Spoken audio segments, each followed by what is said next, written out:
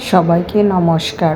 আমরা অনেকে অনেকভাবে মিষ্টি তৈরি করে খেয়েছি, তবে আজ নতুনভাবে মিষ্টি তৈরি করে তোমাদের সাথে শেয়ার করব। এখানে 10 কেজি দুধ বাড়ি থেকে কিছুটা ঘন করে নিয়ে আসা হয়েছে। এখন বাসায় এসে আবার এটাকে নতুন করে প্রসেসিং করে তৈরি করব। দুধের ক্ষীরের মিষ্টি কিভাবে তৈরি করি দেখতে হলে আমার সাথেই থাকো আর দেখতেই থাকো। এখানে দিয়ে দিচ্ছি পরিমাণ মতো মিষ্টি।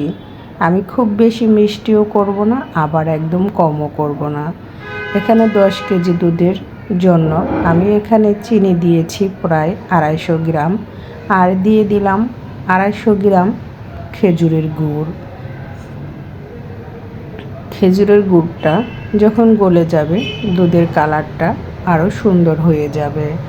এভাবেই চুলার জালটা লো মিডিয়াম আঁচে রেখে বেশ কিছুটা সময় এভাবে জ্বালিয়ে নিলে ঘন হয়ে আসবে। দেখতেই পাচ্ছ আমার ক্ষীরটা কিন্তু একদম গাঢ় এবং ঘন হয়ে গিয়েছে। অনবরত নাড়তে হবে যাতে নিচে লেগে না যায়। এই ক্ষীরের মিষ্টি খেতে কিন্তু অসাধারণ লাগে, যারা খেয়েছো তারা তো জানোই। এটা অরিজিনাল গরুর দুধের ক্ষীরের মিষ্টি। এভাবেই আস্তে আস্তে নেড়ে চেড়ে আরও গাঢ় ঘন করে নিতে হবে।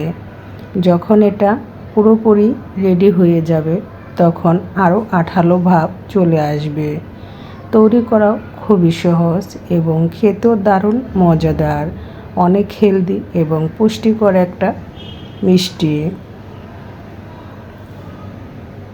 তাই তো অল্প খরচে দোকানের নামি দামি ব্র্যান্ডের দোকানের চেয়েও ভালো গুণাগুণ মানের মিষ্টি ঘরে তৈরি করে নিতে পারি আমরা।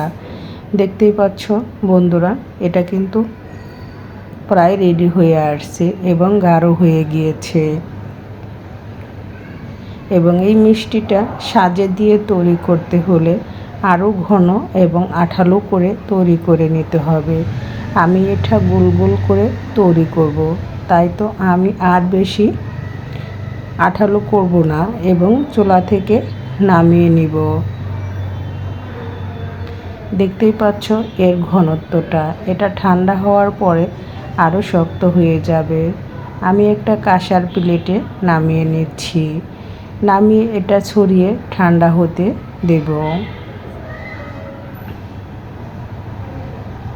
ঠান্ডা হয়ে গেলে আমি এগুলো মিষ্টির আকারে গোল গোল শেপ দিয়ে তৈরি করে নেব। কালারটা কত সুন্দর হয়েছে। এটা ঠান্ডা হওয়ার পরে আরও শক্ত হয়ে যাবে। আর যারা আমার ভিডিওটি দেখতেছো একটা লাইক দিতে ভুলে গিয়েছো, প্লিজ একটা লাইক দিয়ে ভিডিওটা কন্টিনিউ করবে। দেখতেই পাচ্ছ কতটা সুন্দর আর ইয়াম্মি হয়েছে।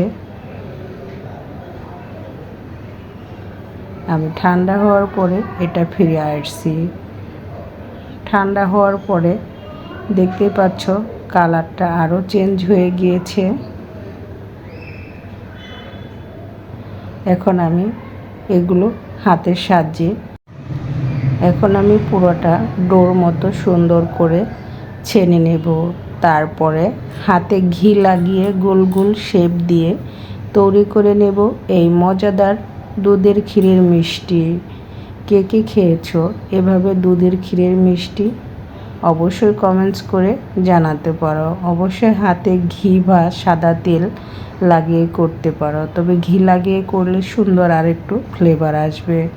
তাই তো আমি হাতে ঘি লাগিয়ে 2 হাতের সাহায্যে গোল গোল করে সবগুলোই তৈরি করে নিয়েছি।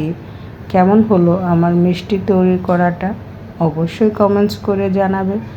আর ভালো লাগলে লাইক কমেন্ট শেয়ার করতে ভুলবে না। তাহলে আজকের মতো ভিডিওটি এখানেই শেষ করছি।